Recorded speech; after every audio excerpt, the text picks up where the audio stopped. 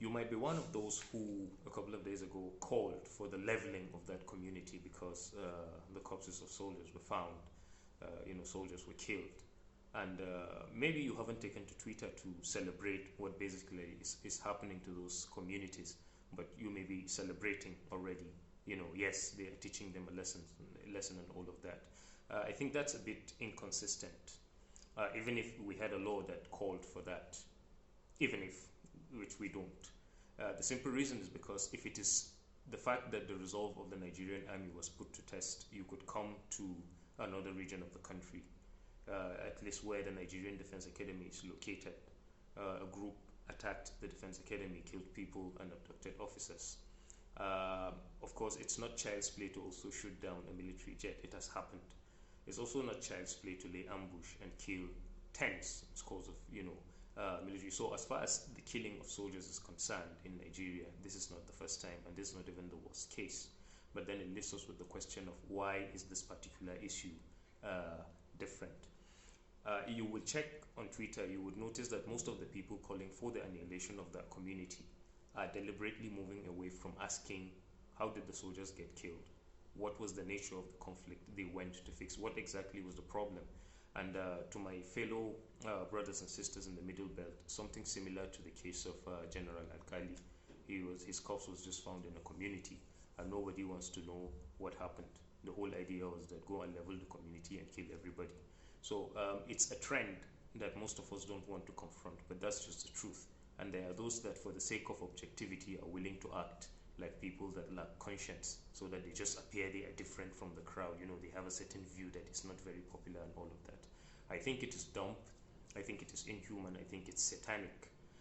You could have been the one with your wife and your children in that community when that happened, and then it's locked up, and then you are killed, and possibly your corpse, maybe while you were by your mother's well fetching water, will be displayed as a militant and all of that. So I think it's quite important to try to understand what our security operatives have been reduced to. Is it professionally their position to act this way? Has our system as a nation been rigged such that even their strength, even their aggression, even their activities are turned against us, the very people they're supposed to protect? And I'll give you one last example. In Mongu in May 2023, something far worse than the Christmas Eve attack took place that claimed about 400 lives. Rather unfortunately, not one of those criminals, not one of those Islamists that killed those, that raided that Christian community and left that mass casualty has been brought to book. But then a story just popped out, and they said an Ardo went missing. And before we knew what was happening, the very vigilante that were struggling to protect what was left of their village got killed. And then they pushed out a narrative that they are the same criminals that did that. And then after the Christmas Eve attack, the same thing happened. Someone said they found the corpse of some Fulani people, and then they went to the same community that the massacres took place, and they arrested people. So we should take a step backward and try to understand what exactly is happening. Why is the narrative different? You would see the same soldiers that are doing what they are doing in that southern community. You would see a video where they are providing safe covers for people that they prefer to refer to as bandits.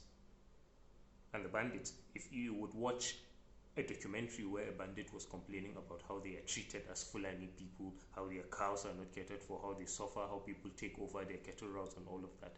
And then they went to pick 300 girls. And then after negotiations, they were paid 60 million. Lo and behold, the man was asked, what did you do with the 60 million? He said they bought more arms. So I'm one of those that believe we do not have bandits, we do not have kidnappers. We have jihadists that want to run over the country, even though their focus is currently in the Middle Belt, and they have adopted banditry and all of these things to raise funds. These are the people we should call for their total annihilation. Unfortunately, they are in love with our security agencies, at least from a video that the military has not disputed yet, where somebody was calling Sunusi to tell everybody on the road to clear the way that Fulani are passing. How do you deal with a case like that in one part of the country and then annihilate a community in another part?